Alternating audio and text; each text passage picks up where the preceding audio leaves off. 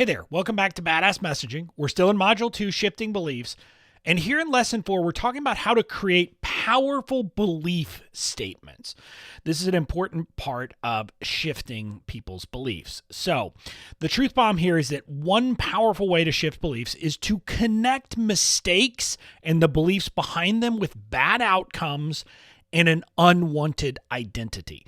When you can kind of like put all of these things together, people will say, well, I don't want to hold that belief anymore because I don't want those bad outcomes and I don't want to be that unwanted identity. Now, they're not using those terms, but you get the point. So in this lesson, here's what we're going to talk about. We're going to talk about how to create a mistaken belief statement that will get your audience's attention, and then how to create a new belief statement to provide direction for your audience. So they're like, well, that's where I want to be going. So that's what we're talking about. Let's dive in. We're going to start by how do you create your mistaken belief statements? And again, I put statements here because, you're going to create more than one of these. Each mistaken belief can have at least one of these. So that's what we're going to talk about first. And the idea is that you want to create a mistaken belief statement that will associate the belief and the actions that come with it with bad results and an unwanted identity. So here's what that statement looks like. Here's kind of a template for it. One of the biggest mistakes, and then you kind of put in a descriptor of what your people don't want to be. So one of the biggest mistakes that the unwanted identity makes, or they make, is to believe, and then you put in the mistaken belief, which means they, and then you kind of explain the belief, the mistake they make, and then you kind of set the result there. So this is the structure. One of the biggest mistakes unwanted identity make is to believe, mistaken belief, which means they, mistake, and that, bad result. I know that's kind of amorphous, so let's look at an example. One of the biggest mistakes struggling entrepreneurs make is to believe there is one secret strategy that's the key to success. So they hop from guru to guru and strategy to strategy, and that keeps them stuck. Now, you'll see I broke this into two sentences because it's kind of long, but it follows the general structure. So the struggling entrepreneurs, that's the unwanted identity. Now, if you can get more specific and it's not, just struggling or successful, great. But if you just say struggling and then kind of who you serve, there you go. That's good enough. So that's the unwanted identity. Nobody wants to be a struggling entrepreneur. Then here's the belief. Believe there is one secret strategy that's the key to success, right? So that's the mistaken belief I've identified. So, and then they hop from guru to guru and strategy to strategy. That's the mistake. And then the bad result. That keeps them stuck.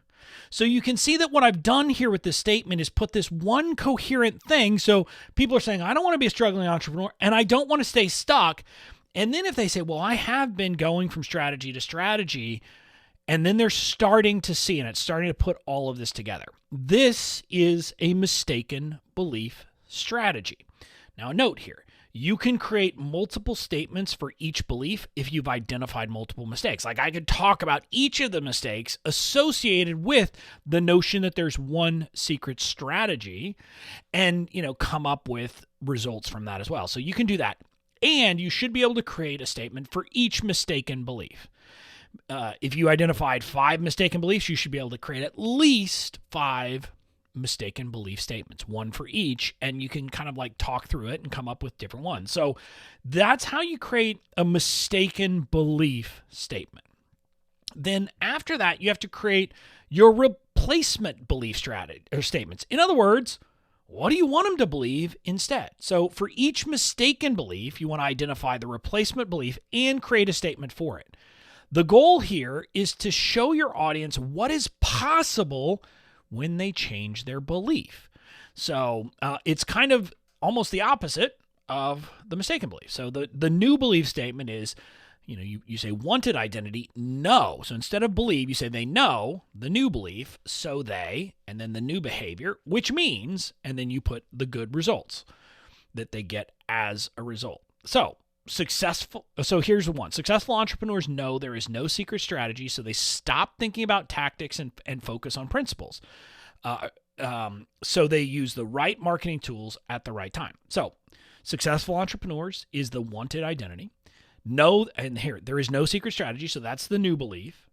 Stop thinking about tactics and focus on principles is the behavior. use the right marketing tools at the right time is the good result. So in other words, it's like, hey, they figured out, they understand the concepts, and then they're able to pull out the right strategy for the right time. So this is a simple new belief statement that's based on that same kind of example we've been using throughout this module to help you understand it. So that's what you need to do. So the kind of takeaway here is that creating your mistaken belief and new belief statements helps your audience understand their mistakes and see what they should be doing instead.